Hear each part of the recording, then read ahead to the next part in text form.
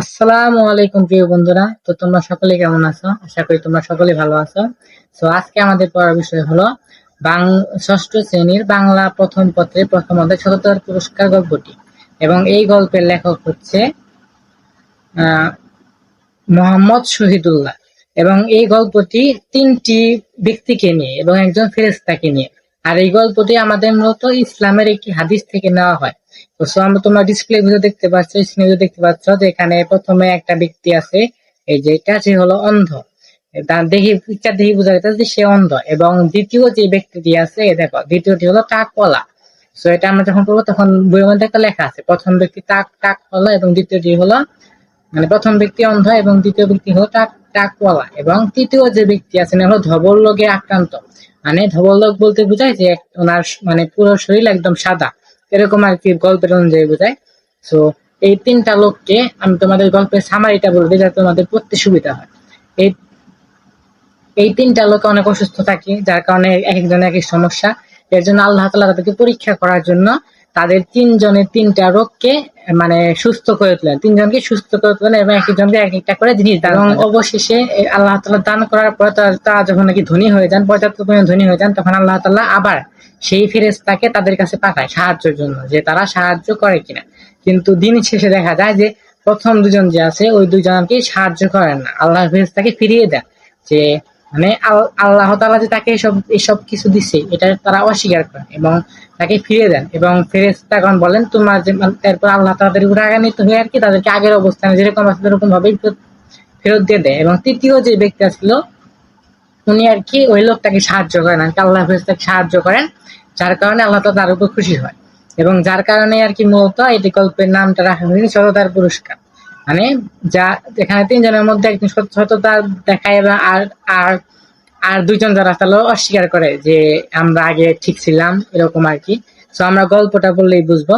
So আমরা গল্পটা পড়ে আগে তারপরে আর কি বিস্তারিত সবকিছু বলবো। সো আমরা একটু গল্পের আগে, আচ্ছা তোমাদের একটা কথা বলি যে আগে আমাদের গল্পটা শুরু করার আগে আমাদের শব্দের অর্থ করতে হবে। এখন শব্দের অর্থ আমার কাছে বোরিং মনে হয় যে শব্দের অর্থ কিরকম, মানে একটা অনেক মুখস্থ। সো আমি একটা কিছু শব্দের অর্থ বলতে দিই। এই যে শব্দের অর্থ কোথায়, এই যে শব্দের অর্থ। এখন শব্দের অর্থ ভিতরে তোমরা শব্দের অর্থ কি করবা, শব্দের অর্থ শুধু মনে রাখার চেষ্টা করবা যে এইটা ধারা এইটা বোঝায়। কারণ আমাদের বইয়ে অনেকগুলো শব্দ আছে যেগুলো নতুন, যেগুলো মানে আমরা বুঝি না। তবে এখন শব্দের অর্থ যদি তোমরা মনে রাখতে পারো তাহলে কিন্তু তোমার বই দেখে জিরে বুঝতে পারবা যে কোনটা ধারা কি বুঝাইছে। সো দেখো প্রথম যে শব্দের অর্থ, এই জন্য শব্দের অর্থ আগে পড়বো আমরা, তারপর হলো আমরা আমাদের পাঠ পরিচিতি পড়বো, তারপর পড়বো লেখক পরিচিতি। কারণ পাঠ পরিচিতি আমরা পড়লে প্রায় মোটামুটি একটা এই পুরা এই মানে এই গল্পটার বিষয়টা ধারণা হয়ে যাবে যে কি নিয়ে গল্পটা লেখা। তারপর আমরা পাঠ পরিচিতি পড়ার পর তারপর লেখক পরিচিতি পড়বো, তারপর আমরা মূল গল্পের পুরাটা পড়বো। এবং যতগুলো মানে তোমাদের প্রশ্ন হতে পারে, যেরকম হতে পারে সেরকম ভাবে দাগাই দিব, তোমরা তোমাদের বই বার করে দাগাই নিও। সো এতটুকু। সো প্রথমে দেখো, এই যে আমরা একটু বড় করি স্লাইডটা। দেখো প্রথমে হলো ধবল। ধবল, ধবল মানে হচ্ছে, ধবল অর্থ সাদা, সাদা বা শ্বেত। শ্বেত মানে কিন্তু সাদা, দুইটা অর্থ সাদা। ধবল, এখানে তো ধবল কিন্তু আছে, যেমন ধবল অর্থ আমরা জানি নাকি, ধবল অর্থ সাদা। ধবল কিন্তু একটা রোগ, দেখো এখানে লেখা আছে এক প্রকার চর্মরোগ, এই রোগে শরীরের চামড়া ও চুল সাদা হয়ে যায়। আমি একটু আগে বলছিলাম যে এখানে একজনের আর কি ধবল রোগ আছে, সবার শেষে যে পিকচারে দেখাইতেছ যে বলছিলাম যে ধবল রোগ আছে। তো ওনারে ধবল মানে হলো যে শরীরের চামড়া ও চুল সাদা হয়ে যায়। আর ধবল শব্দের অর্থ হলো সাদা, সেটা মনে রাখবা, ধবল অর্থ সাদা। তারপর হলো গাভীন, এরপরটা হলো গাভীন। এখন গাভীন মানে কি, যারা গ্রাম অঞ্চলে থাকে তারা কিন্তু বলতে পারে গাভীন মানে কি বোঝায়। তো গাভীন অর্থ হলো যে গর্ভ ধারণ করেন এমন এমন গাভীন গরু, মানে যে আমরা যেই গরুর আর কি পেটে বাচ্চা আছে অথবা যেগুলো আর কি মানে বাচ্চা হবে এরকম গরুকে বোঝায় হলো গাভীন গরু বলে, যে গাভীন গরু। তারপর হলো আমির, মানে আমির মানে কি, আমির মানে হচ্ছে ধনী, আমির শব্দের অর্থ ধনী। তারপর হলো সর্বাঙ্গে, সর্বাঙ্গে মানে এই যে সারা শরীরে বা সমস্ত দেহে সব মানে সর্বাঙ্গে মানে আমরা বুঝি সর্বাঙ্গের সম্পর্কে মোটামুটি সবাই ধারণা আছে। সর্বাঙ্গে মানে হলো যে সারা শরীরে, মানে পুরো শরীরে আর কি সর্বাঙ্গে। তারপরে দেখো কসম, কসম মানে শপথ। যেমন আমরা তোমাদের ফ্রেন্ডকে বলি না যে কসম, খোদার কসম, আল্লাহর কসম, এরকম আর কি। কসম মানে শপথ। সেগুলো শুধু মনে রাখার বিষয়, তোমরা যদি মনে রাখো তাহলে চলবে, তাদেরকে মুখস্থ করতে পারো না। আর যদি পারো যেগুলো সহজে একটু মুখস্থ করে রাখবা। সো মনে রাখলেই হবে, তো মানে তোমার প্যারা নিতে হবে না শব্দের অর্থ নিয়ে। তারপর হলো আমরা পরবর্তীতে যাই দেখি। তারপর হচ্ছে স্বর্গীয় দূত। স্বর্গীয় দূত মানে হলো আল্লাহর বাহক বা সংবাদ বাহক, আল্লাহর বার্তা বাহক। স্বর্গীয় দূত মানে কি? আল্লাহর বার্তা বাহক, মানে যিনি আল্লাহর কথা নিয়ে আসেন আর কি। তারপর হলো নূর। এই যে নূর, যারা ইসলাম ধর্ম আছে তারা নূর অর্থ বুঝো, নূর মানে জ্যোতি অথবা আলো। এবং ফেরেশতারা কিন্তু নূরের তৈরি, আমরা সকলে আর কি ছোটবেলা পড়ছি যারা ইসলাম ধর্মের আছো। ফেরেশতারা নূরের তৈরি, এখানে নূর মানে আলো বা জ্যোতি। তারপর হলো পুঁজি। এই যে পুঁজি, পুঁজি মানে হচ্ছে আমরা বলি না পুঁজিবাদী দেশ, তারপর বলি না পুঁজি ছাড়া ব্যবসা করা যায় না, ব্যবসাতে পুঁজি লাগে। যে পুঁজি অর্থ হলো সম্পদ, সম্বল বা মূলধন। তারপর হলো দোহাই,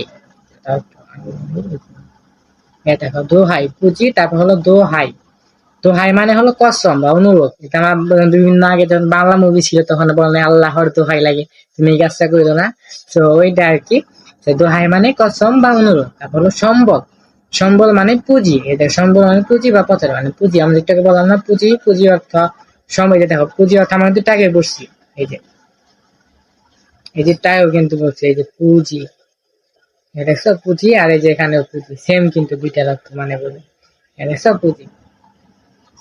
ওকে, আচ্ছা। তারপর হলো সম্বল মানে পুঁজি। তারপর হলো বেজার, মানে বেজার হওয়া, কারোর উপর তুমি অখুশি, মানে কাউকে তুমি খুশি মানে খুশি নও আর কি, বা অসন্তুষ্ট। তো শব্দের অর্থ তোমার মনে রাখার চেষ্টা করবা যে কোনটা ছাড়া কি বুঝাইছে। তো ভিডিওটা যেহেতু আমাদের হলো 1 ঘন্টার ভিতরে কভার করে দেওয়া, মানে শর্ট ভাবে পড়াবো না, তোমার বিস্তারিত A to Z বুঝতে পারো এই গল্পটা কি বুঝাইছে, কোন কোথা থেকে প্রশ্ন আসতে পারে। তোমরা যদি বোর্ড বই ভালো করে পড়ো, তোমাদের গাইড থেকে পড়াই লাগবে। আমি যদি বোর্ড থেকে টাকা দেয় পড়তে পারো, আমি দেখাই দিলে সমস্যা নেই। তারপর আমরা পরবর্তী স্লাইডে যাই। ওকে, তারপর হলো এই পাঠের উদ্দেশ্য। দেখো আমরা যেটা পড়তেছি এটার উদ্দেশ্য কি? এই যে এটা পাঠের উদ্দেশ্য হলো সততা, কৃতজ্ঞতা বোধ, পরোপকার ও নৈতিক মূল্যবোধ অর্জন। তাহলে এই আমরা যে সততার পুরস্কার, এই গল্পটা পড়ার উদ্দেশ্যটা কি? উদ্দেশ্য হল সততা, কৃতজ্ঞতা বোধ ও পরোপকার ও নৈতিক মূল্যবোধ। এটা তোমরা দেখাইতে পারো, এই যেটা কিন্তু ইম্পর্টেন্ট, যে এই গল্পের মূল তোমাদের খ নাম্বার আসতে পারে। সততা, কৃতজ্ঞতা বোধ, পরোপকার। তারপর আমরা পরবর্তীতে যাই। এই যে পরবর্তীতে হলো পাঠ পরিচিতি। পাঠ পরিচিতি। ওকে, সো সাধু রীতিতে রচিত এই গল্পের হাদিসের একটি বর্ণিত কাহিনী। মানে সাধু রীতিতে রচিত এই গল্পে হাদিসের একটি বর্ণিত কাহিনী। আমি তোকে বললাম না এটা মানে হাদিস থেকে নেওয়া হয়েছে, সো এটাই। আর এটা কোন রীতিতে? সাধু রীতিতে। সময় রাখবো, এটা হলো সাধু রীতিতে বর্ণিত। এটা কোন রীতিতে? সাধু রীতিতে গল্পটি রচনা করা হয়েছে, মানে সাধু ভাষায় আর কি। আর এই গল্পে কোথা থেকে বর্ণিত হয়েছে? হাদিসের গল্প থেকে বর্ণিত হয়েছে। এরপরটুকু দেখো, এই গল্পের মূল বাণী হচ্ছে আল্লাহ মানুষকে পরীক্ষা করেন এবং সৎ লোককে যথাযথ পুরস্কার দেন। দেখছো এই গল্পের মূল বাণী কি? এই গল্পের মূল বাণী হচ্ছে আল্লাহ তাআলা মানুষকে পুরস্কার দেন এবং সৎ লোকদের যথাযথ মানে পরীক্ষা করেন, মানে আল্লাহ তাআলা মানুষকে পরীক্ষা করেন এবং সৎ লোকদের যথাযথ পুরস্কার দেন। এর জন্য এই গল্পের নাম সততার পুরস্কার। এরপরে দেখো, আরব দেশে 3 জন লোককে পরীক্ষা করার জন্য আল্লাহ একজন ফেরেশতা পাঠান। আচ্ছা, এখানে দেখাইতে পারো, দেখা হয়েছে এখানে দাগায় পেন্সিলে দাগায় রাখো আর কি, যে কোন দেশে? আরব দেশে কতজন? 3 জন লোককে পরীক্ষা করার জন্য আল্লাহ তাআলা ফেরেশতা পাঠান। তো আরব, এখানে 3 ধরনের প্রশ্ন হইতে পারে, যে ক নাম্বারের জন্য এখানে কোন দেশের লোকদের পরীক্ষা করার জন্য আল্লাহ তাআলা ফেরেশতা পাঠান, সেটা হলো আরব দেশে। এবং 2 নাম্বার প্রশ্ন হতে পারে যে কতজন লোককে পরীক্ষা করার জন্য আল্লাহ তাআলা ফেরেশতা পাঠান, এটা হলো 3 জন লোককে পরীক্ষা করার জন্য আল্লাহ তাআলা ফেরেশতা পাঠান। এবং এভাবে প্রশ্ন হইতে পারে যে ক নাম্বারটা অথবা এমসিকিউ, যে আরব দেশে 3 জন লোককে পরীক্ষা করার জন্য আল্লাহ তাআলা কাকে পাঠান, এটা হলো ফেরেশতাকে। এরপর দেখো, এদের মধ্যে একজন ছিল ধবল রোগী, আরেকজন ছিল টাকওয়ালা এবং আরেকজন ছিল অন্ধ। সেটা মনে রাখবা, প্রথম জন ছিল ধবল রোগী, আমি একটু আগে বললাম। তারপর একজন ছিল টাকওয়ালা এবং আরেকজন ছিল অন্ধ। 3 জন ব্যক্তিকে নিয়ে কাহিনী। পরবর্তীতে যাই দেখি। আচ্ছা, তারপর হলো তারপর দেখো, ফেরেশতার অনুগ্রহে এই 3 জনেরই শারীরিক ত্রুটি দূর হলো। মানে আল্লাহ তাআলা যে ফেরেশতা পাঠাইছেন, ওই ফেরেশতাদের অনুগ্রহে তিনজন যে ব্যক্তি আসলে যে রোগী আর কি, ধবল রোগী, অন্ধ এবং টাকওয়ালা, তাদের তিনজনই শারীরিক ত্রুটি মানে অসুস্থতা দূর হলো আর কি, শারীরিক যে সমস্যা ছিল দূর হলো। তারপরে এটা কিন্তু পাঠ পরিচিতি, আমরা কিন্তু মূল গল্পে যাইনি, কে পাঠ পরিচিতি ধারা দেওয়ার চেষ্টা করি যাতে আমরা কিছু শিখতে পারি। তারপর হলো তিনজনই সুন্দর সুস্থ স্বাভাবিক মানুষের চেহারা পেল। শুধু তাই নয়, ফেরেশতার কৃপায় প্রথম জন একটি উট থেকে বহু উটের। আচ্ছা, এটা মনে রেখো যে ফেরেশতারা প্রথম জনকে কি দেয়? ফেরেশতা প্রথম জনকে একটি উট দেয়, এটা তুমি দাগায় রাখো বইয়ের ভিতর। ফেরেশতারা প্রথম জনকে একটি উট দেয় এবং দ্বিতীয় জনকে একটি গাভীর থেকে বহু গাভী। দ্বিতীয় জনকে কি দেয়? একটি গাভী দেয়। তাই মানে আমরা একটু আগে বললাম যে গরু, মানে গরু আর কি। তারপর হলো এবং তৃতীয় জন একটি ছাগল থেকে বহু ছাগলের মালিক হয় এবং তৃতীয় জনকে ছাগলের ছানা দেয় আর কি, ছাগল সহ ছাগলের বাচ্চা দেয়। ছাগল থেকে বহু ছাগলের মালিক হয়ে গেল। মানে প্রথম জনে কি দেয়? প্রথম জনকে দেয় উট এবং দ্বিতীয় জনকে গাভী দেয় এবং তৃতীয় জনকে ছাগল দেয়। তারপরের লাইন দেখো, কিছুদিন পর এদের পরীক্ষা করার জন্য ফেরেশতারা এক গরিব বিদেশি ছদ্মবেশে এদের কাছে হাজির হলো। এই যে এদেরকে পরীক্ষা করবো আর কি, মানে কিছুদিন পর এদেরকে পরীক্ষা করার জন্য ফেরেশতা যে আছে তিনি এক গরিব বিদেশি। আচ্ছা, এটা দেখা হচ্ছে ফেরেশতারা তাদেরকে পরীক্ষা করার জন্য কিসের রূপ নিয়ে এসেছিল? একজন গরিব বিদেশির ছদ্মবেশে এদের কাছে এসেছিল। গরিব বিদেশি ছদ্মবেশে এদের কাছে এসেছিল। তারপর হলো তিনি এক একজনের কাছে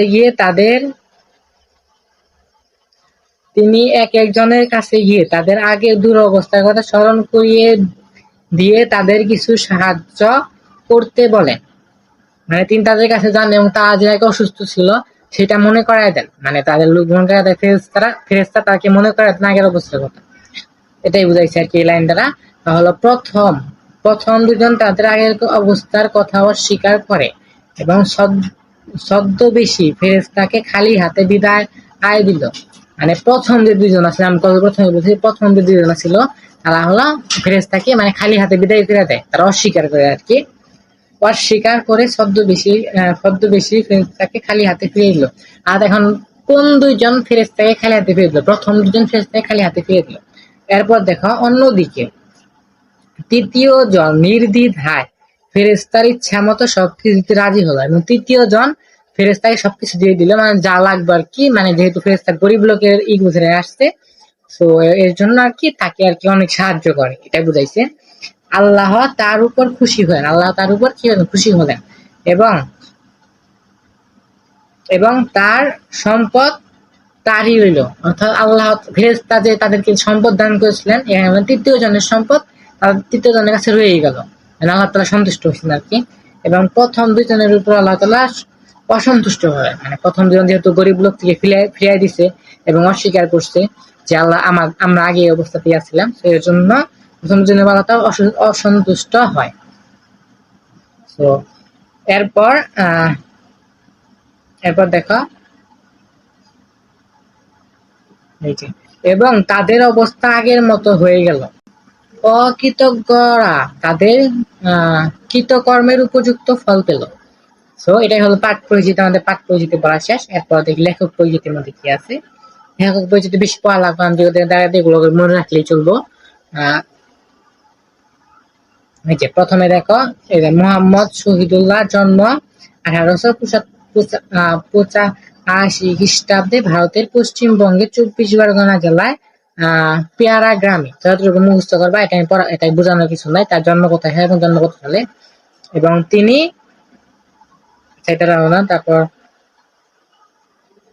তারপরে এই লাইনটা দেখাও, দেখো, তিনি ছিলেন কলকাতা বিশ্ববিদ্যালয়ের ভাষাতত্ত্ব বিভাগের প্রথম ছাত্র এবং তিনি কি ছিলেন? মোহাম্মদ শহীদুল্লাহ ছিলেন কলকাতা বিশ্ববিদ্যালয়ের ভাষাতত্ত্ব বিভাগের প্রথম ছাত্র। মানে বুঝতেছো, মানে কলকাতা যে বিশ্ববিদ্যালয় আছে, বিশ্ববিদ্যালয়ের ভাষাতত্ত্ব বিভাগের প্রথম ছাত্র ছিলেন। এবং এরপরে দেখো, তিনি প্যারিসে সোরবন বিশ্ববিদ্যালয় থেকে PhD doctor of literature degree লাভ করেন। মানে বুঝতেছো, তখনকার সময় ওনার জন্ম 1985 সালে, ধরো 1990 অথবা এই সালে মানে যখন আর কি গল্পটা লিখছেন, তখন আর কি মানে শিক্ষা লাভের জন্য আর কি তিনি মানে লন্ডনে যান, মানে প্যারিসে গিয়ে বিশ্ববিদ্যালয় থেকে PhD doctor of literature degree লাভ করেন। মানে মানে অনেক আর কি মেধাবী ছিল আর কি উনি, এটাই বুঝাইছে। এরপরে দেখো এরপর কি আর দেখা যায়। আচ্ছা, এরপর তোমরা এটা দেখাইতে পারো যে কর্মজীবনে যে কর্মজীবনে তিনি ঢাকা বিশ্ববিদ্যালয় ও রাজশাহী বিশ্ববিদ্যালয়ে বাংলা বিভাগের অধ্যাপনা করেন। মানে তিনি হলো কর্মজীবনে তিনি যে কর্ম করছেন সেটা মানে তিনি যেমন শিক্ষক ছিলেন, এবং ঢাকা বিশ্ববিদ্যালয় ও আমাদের যে ঢাকা বিশ্ববিদ্যালয় পাবলিক বিশ্ববিদ্যালয়, ঢাকা বিশ্ববিদ্যালয় এবং রাজশাহী বিশ্ববিদ্যালয় বাংলা বিভাগের অধ্যাপনা মানে অধ্যাপক ছিলেন একজন। যেমন ধরো আমাদের কলেজে টিচার থাকে না, ওই যে শিক্ষক, ওরকম আর কি বিশ্ববিদ্যালয়ে অধ্যাপনায় ছিলেন। তারপর এখানে আর কি পাওয়া যায়, তো এখানে তোমরা এরপর সবার লাস্টে দেখো এই যে মোহাম্মদ শহীদুল্লাহ 1969 খ্রিস্টাব্দে ঢাকায় মৃত্যুবরণ করেন।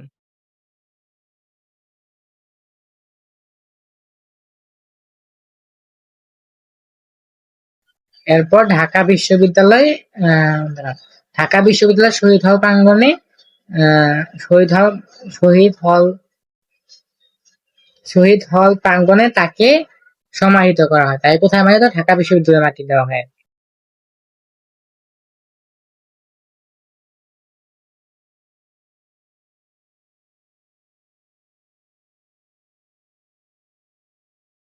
আচ্ছা, সো এখন আমরা মূল গল্পে চলে যাই। তো ভিডিওটা লম্বা হয়, তোমরা দেখো, দেখলে ভালো করে বুঝবা এবং করতে পারবে। প্রথম দিকে যাই, তার সাইডে আমি যেহেতু ফোন দিয়ে ভিডিও করতেছি এই জন্য তোমাদের সমস্যা, যদি আমাদের ল্যাপটপ অথবা ইমেইল আছে ফোন দিয়ে করা লাগে, তারপর তোমাদের উপকৃত হতে পারো। আর আমার যদি কোনো ভুল হয় তাহলে একটু ক্ষমা দৃষ্টিতে দেখবা, যদিও একটু ভুল হতে পারে, মানুষ মাত্রই ভুল। ওকে, এই যে দেখো, এই যে আমরা যে পেলাম সততার পুরস্কার মোহাম্মদ শহীদুল্লাহ। গল্পটা শুরু করি। এই যে সেকালে আরব দেশে 3 জন লোক ছিলেন। এই যে কোন দেশে? আরব দেশে। আমি দুটাকে দেখালাম, এটা তুমি দেখাইতে পারবো এর ভিতর। আরব দেশে কতজন লোক ছিলেন? 3 জন লোক, সেটা দেখায় নাও। এবং একজনের সর্বাঙ্গে ধবল। এই ধবল মানে, এই সর্বাঙ্গ মানে কি? বললাম একটু আগে শব্দ হচ্ছে সর্বাঙ্গ মানে পুরো শরীরে, আর ধবল মানে সাদা। সর্বাঙ্গে সাদা, ও একজনের মাথায় টাক। ছবির ভিতরে লক্ষ্য করে দেখা লেখা আছে একজনের টাক, আরেকজন হলো ধবল। এবং আরেকজনের 2 চোখ অন্ধ। এই ছবিতে দেখা বলা, এই যে উপরে যে ছবি আছে এটার ভিতরে দেখা 2 জন, এই যে 2 চোখ অন্ধ, এবং মাঝখানে দেখো টাকওয়ালা, এবং তৃতীয় নাম্বারটা হলো ধবল রূপ। ওকে, সো এখন দেখো, এবং আল্লাহ তাহাদের পরীক্ষার জন্য একজন ফেরেশতা পাঠাইলেন। আল্লাহ তাদের পরীক্ষা করার জন্য কাকে পাঠাইলেন? একজন ফেরেশতাকে পাঠাইলেন। এবং কতজন ফেরেশতাকে পাঠাইলেন? একজন ফেরেশতাকে পাঠাইলেন। ফেরেশতা হইলেন আল্লাহর দূত। এই যে দেখো, ফেরেশতা কি? ফেরেশতা হলেন আল্লাহর দূত। এটা দেখো, ফেরেশতা কি? ফেরেশতা হলেন আল্লাহর দূত। তাহারা নূরের তৈরি। তাহারা বলতে কি হয়েছে? ফেরেশতারা কিসের তৈরি? ফেরেশতারা নূরের তৈরি। এমনি কেহ তাহাদিগণকে দেখিতে পায় না। মানে ফেরেশতাদের এমনি এমনি কেউ দেখতে পায় না। এবং এরপর আল্লাহর হুকুমে তারা সকল কাজ করিয়া থাকেন। কার হুকুমে? তাহারা বলতে এখানে ফেরেশতা বুঝাইছে। আল্লাহর হুকুমে তাহারা সকল কাজ করে থাকেন। কার হুকুমে ফেরেশতারা সকল কাজ করে থাকেন? আল্লাহর হুকুমে ফেরেশতারা সকল কাজ করে থাকেন। এবং আল্লাহর হুকুমে কারা কাজ করিয়া থাকেন? আল্লাহর হুকুমে ফেরেশতারা কাজ করে থাকেন। সেটা দেখাও। সেটা বিভিন্ন প্রশ্ন আসতে পারে, আমি তোমাদের জন্য দেখাই দিতেছি। তো দেখাও, তোমার বলতে আমি যদি সন্দেহ করতেছি আগে বললাম, তো ম্যানেজ করেন। এরপর হলো, ফেরেশতা মানুষের রূপ ধরিয়া প্রথমে ধবল রোগীর নিকটে আসিলেন। এই যে ফেরেশতা মানুষ কার রূপ ধরিয়া ধবল রোগ প্রথমে আসলেন? মানুষের রূপ ধরে। এবং প্রথমে কার কাছে আসলেন? ধবল রোগীর নিকট আসলেন। তাহলে এটা দেখাও ফেরেশতারা মানুষের রূপ ধরিয়া প্রথমে ধবল রোগীর নিকট আসলেন। তিনি তাহাকে বলিলেন, তুমি কি সবচেয়ে ভালোবাসো?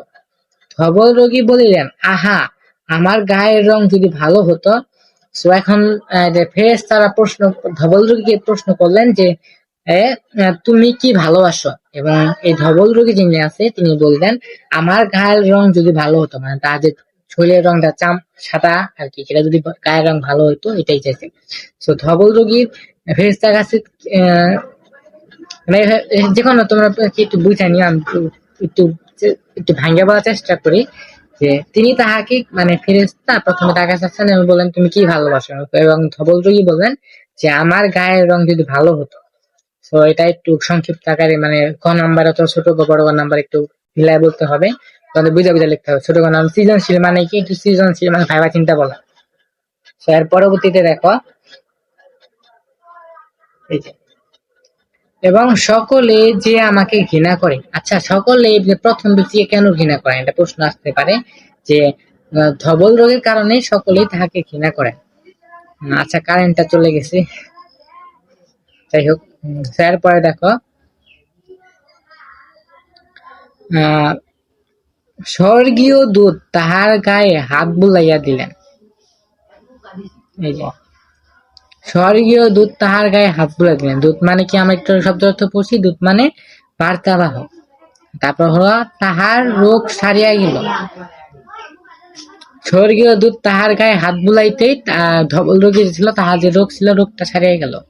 তাহার গায়ের চামড়া ভালো হইল, তাহার গায়ের চামড়া ভালো হইল। তারপর আল্লাহর দূত পুনরায় তাহাকে জিজ্ঞাসা করিলেন, তুমি কি চাও? সে বলিল, আমি উট চাই। তো প্রথম ধবল রোগী যে আছে, উনি কি চাইলো আল্লাহ ফেরেশতার কাছে? তিনি আল্লাহ ফেরেশতার কাছে উট চাইলো। এটা মনে রাখবা যে ধবল রোগী আল্লাহর কাছে কি, আল্লাহ ফেরেশতার কাছে কি চাইলো? উট চেয়েছিল। তারপর একটু দেখো, তারপর দূত, দূত মানে কি বলছি আমরা? আল্লাহর বার্তাবাহক।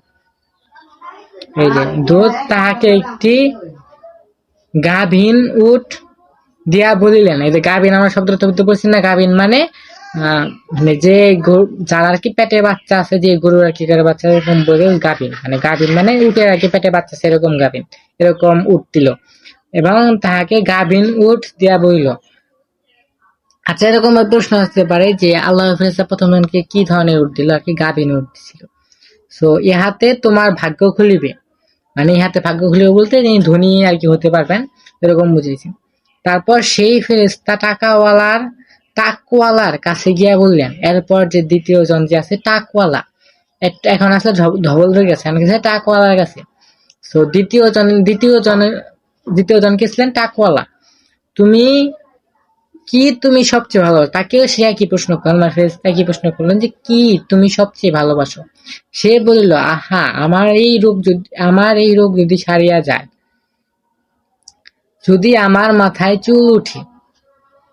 তো যখন আর কি ফেরেশতা প্রশ্ন করলো যে মানে যিনি আর কি টাকওয়ালা আছেন, টাকওয়ালা প্রশ্ন করলেন, তুমি কি ভালো, তখন এই টাকওয়ালা উত্তরে বললেন যে এই রোগ যদি সারিয়া যায় এবং আমার মাথায় যদি চুল উঠে, মানে ধবল যে টাকওয়ালা আছেন তার মাথায় যদি চুল উঠে, সেটা বুঝাইছে।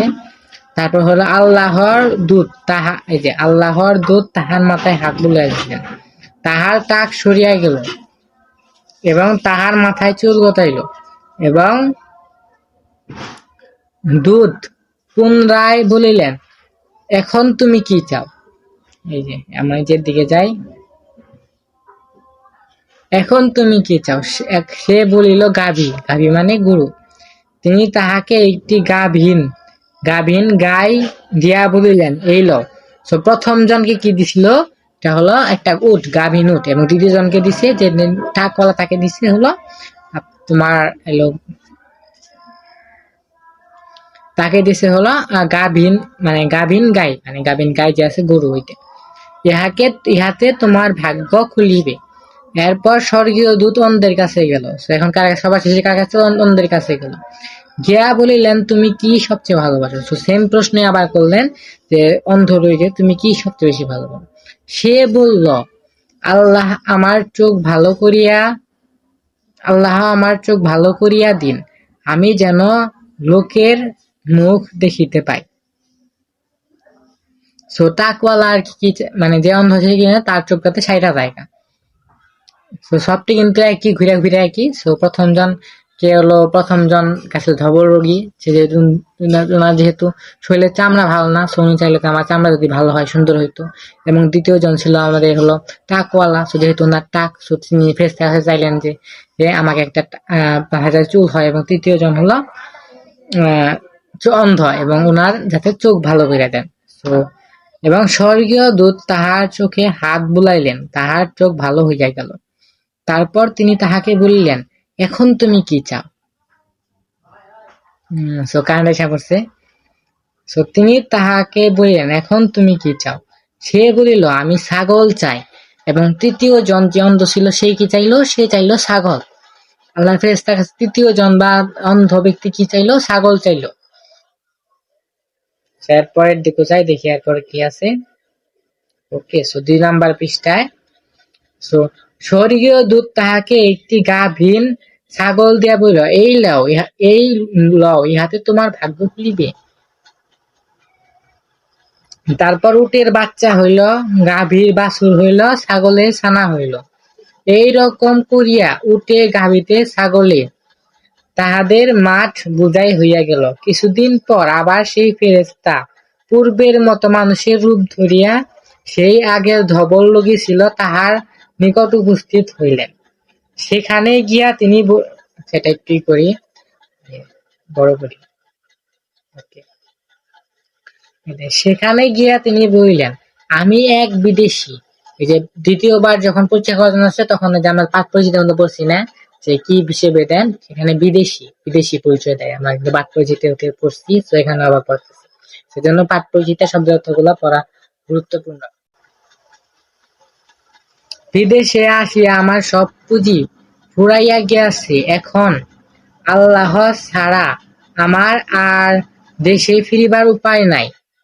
মানে এখন এই যে বিদেশি ফেরেশতা বিদেশির রূপ ধরিয়া বলতেছে যে আমার সব পুঁজি ফুরাই গেছে, এখন আল্লাহ ছাড়া আমার আর দেশে ফিরিবার উপায়, আল্লাহ ছাড়া আমার আর দেশে ফিরিবার উপায় নাই। যিনি যিনি তোমাদের সুন্দর গায়ের রং দিয়েছেন, সুন্দর চামড়া দিয়েছেন এবং এত ধন দৌলত দিয়েছেন, তাহার দোহাই দিয়া তোমার কাছে একটি উট চাহিয়াছি। সে বলিল, উটের অনেক দাম, কি করিয়া দিই? স্বর্গীয় দূত বলিলেন, ওহে, আমি যেন তোমাকে চিনিতে পারিতেছি। তুমি না ধবল রোগী ছিলে, আর সকলেই তোমাকে ঘৃণা করিত। তুমি না গরিব ছিলে, পরে আল্লাহ তোমাকে ধন দৌলত দিয়াছে। সে বলল, না তো, এসব তো আমার বরাবরই ছিল। দেখছো কিরকম? তাকে কিন্তু আল্লাহ তাআলা কিন্তু সে কিন্তু ধবল রোগী ছিল, তারপর ফেরেশতা কিন্তু তাকে সুন্দর একটা চেহারা, সুন্দর কিছু দান করেন, তারপর তাকে উঠো দেন এবং তার ভাগ্য খুলে। কিন্তু এখন যখন আল্লাহ তাআলা আবার তাকে পরীক্ষা করার জন্য একজন গরিব ফেরেশতা, গরিব একজন বিদেশি লোক ছদ্মবেশে, তখন আল্লাহর দোহাইতে যখন বলেন যে তোমার তো সবই ছিল আগে, সবটা আল্লাহ দিয়েছে, তুমি আমাকে কিছু সাহায্য করো।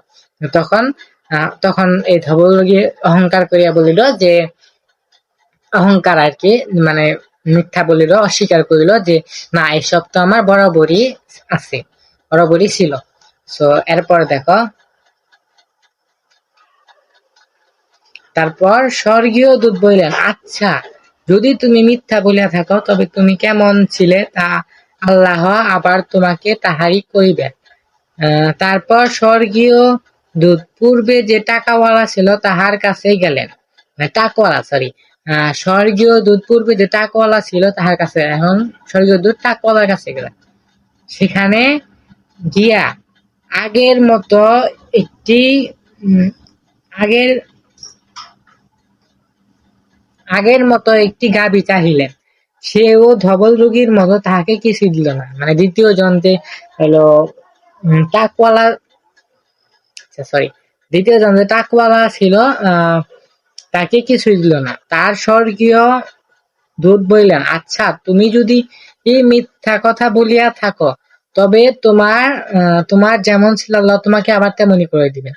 এখন ফেরেশতা দ্বিতীয় জনকে পরীক্ষা করার জন্য গেলেন, যে মানে টাকওয়ালা ছিলেন, কিন্তু সেও ফেরেশতাকে ফিরিয়ে দিল এবং অস্বীকার করলো। এই জন্য ফেরেশতা বললেন যে তুমি যদি অস্বীকার করে থাকো, মিথ্যা বলে থাকো, তাহলে তোমাকে আল্লাহ তাআলা পূর্বের অবস্থানে ফিরিয়ে দিবেন, তুমি যেমন ছিলে তেমনই হয়ে যাবে। এরপর দেখো, তারপর স্বর্গীয় দূত পূর্বে যে অন্ধ ছিল, তারপর স্বর্গীয় দূত পূর্বে যে অন্ধ, দূত অর্থ কি বলছি, যে আল্লাহর বার্তাবাহক। স্বর্গীয় দূত পূর্বে অন্ধ যে ছিল তাহার কাছে গিয়া বললেন, আমি এক বিদেশী, বিদেশে আমার সম্বল ফুরাইয়া গেছে, এখন আল্লাহর দয়া ছাড়া আমাকে দেশে পৌঁছাইবার আর কোনো উপায় নাই। যিনি তোমার চক্ষু ভালো করিয়া দিয়াছেন, আমি আমি তোমাকে সেই আল্লাহর দোহাই দিয়া একটি ছাগল চাহিয়াছি, যেন যেন আমি সেই ছাগল বেচা টাকা দিয়া দেশে ফিরে যেতে পারি। এখন সে তৃতীয় ব্যক্তি যে ছিল অন্ধ, ওনার কাছে গেলেন এবং ওনার কাছে বলেন, তুমি তাকে অন্ধ ছিলে, আল্লাহ তোমাকে দান করেছেন এরকম কিছু, তো তুমি আমাকে একটু সাহায্য করো, আমি যাতে একটা ছাগল দিয়ে সাহায্য করো, আমি যাতে ছাগলটা বিক্রি করে টাকা নিয়ে দেশে যেতে পারি, দেশে ফিরে যেতে পারি। এর পরবর্তীতে দেখো, এর পরবর্তীতে তখন সে বললেন, হ্যাঁ ঠিকই তো, আমি অন্ধ ছিলাম, পরে আল্লাহ আমাকে দেখিবার ক্ষমতা দিয়েছে। আমি গরিব ছিলাম, তিনি আমাকে আমির আমির আমির মানে কি বলছি, শব্দের অর্থ আমির মানে ধনী, এই যে আমির করিয়াছেন, এই জন্য বোঝেন শব্দের অর্থ গুরুত্বপূর্ণ। শব্দ অর্থ যদি বুঝি না, তাহলে অনেকগুলা যেগুলো নতুন শব্দ পাবা ওগুলা মানে বুঝতে পারবা। তো তুমি যাহা চাও লও, আল্লাহর কসম, আল্লাহর উদ্দেশ্যে যে জিনিস লইতে তোমার মন চায়, তাহা লইতে তোমার মন চায়, তাহা যদি তুমি না লও, তবে আমি তোমাকে তাহা যদি তুমি না লও, তাহলে কিছুই ভালো লোক তাহলে আমি তোমাকে কিছুতে ভালো লোক বলিব না। মানে সে এমন লোক, মানে ভালো ব্যক্তি, যে বলতেছে তুমি যদি আমার কাছ থেকে না নাও, তাহলে আমি তোমাকে, মানে যে বিদেশি গরিব, মানে যে ফেরেশতা আসছে তাকে বলতেছে যে তুমি যদি আমার না লও, তাহলে তোমাকে আমি ভালো লোক মনে করিব না, ভালো লোক মনে করবে না। এরপরে দেখো, এরপরে ফেরেশতা তখন বলিল, বাস, তোমার জিনিস তোমারই থাক। ফেরেশতা খুশি হইয়া বলিল, মানে এখানে খুশি হইছে, তোমার জিনিস তোমারই থাক, তোমার পরীক্ষা লওয়া হইল, আল্লাহ তোমার উপর খুশি হইছেন আর তাহাদের উপর বেজার হইছেন। বেজার মানে কি বলছি, বেজার মানে অসন্তুষ্ট। এই যে দেখো বেজার, এই যে বেজার হইছেন। এরপর কি আর কিছু আছে? আচ্ছা, এরপর আর কিছু নাই। এবং এই গল্পের মূল বিষয় বুঝছো কি? এখন আর কি, এটাই গল্প। 30 আমাদের ভিডিওটা অনেক আধা ঘন্টার বেশি হয়ে গেল, যদিও 1 ঘন্টা ছিলাম হবো, তো অনেক ছোট গল্প, এটা মনোযোগ দিয়ে বাসায় পড়বা। আমি যেগুলো টাকা দিলাম ওগুলো একটু ভালো করে পড়ার চেষ্টা করবা, আর তোমার যেটা পড়বা যে কোথায় থেকে প্রশ্ন হইতে পারে ওরকম ভাবে পড়বা, গাইডে দেখবা অথবা তোমাদের এমসিকিউ দেখবা কি কি প্রশ্ন হয়, সেরকম ভাবে দেখবা। আর তোমাদের যে গল্পের মূল সামারিটা হল যে আল্লাহ তাআলা পরীক্ষা করেন, যেমন গল্পের থেকে আমরা শিখতে পারি যে সততা, আমাদের সৎ থাকতে হবে সবসময়, আল্লাহ তাআলা আমাদের উপর খুশি থাকে। আমরা আল্লাহ তাআলা আমাদের এত কিছু আমরা কিন্তু অস্বীকার করতে পারি না। সো এইটাই গল্প দ্বারা বোঝানোর চেষ্টা করছে যে আমাদের কৃতজ্ঞতা প্রকাশ করা হচ্ছে আমাদের যা আছে তাই নিয়ে। সো এই পর্যন্ত ভিডিওটা। আসসালামু আলাইকুম, সবাই ভালো থাকো, আর কোনো ভুল হইলে আমাকে ক্ষমা দৃষ্টি দিয়ে দেখবা, যদিও মানুষ মাত্রই ভুল। সো থ্যাংক ইউ ভিডিওটা দেখার জন্য, আর অবশ্যই সাবস্ক্রাইব করে রাখো যদি ভিডিওটা ভালো লাগে থাকে, যদি একটু মাত্র উপকৃত হতে পারো। তো এইটুকুই, আসসালামু আলাইকুম।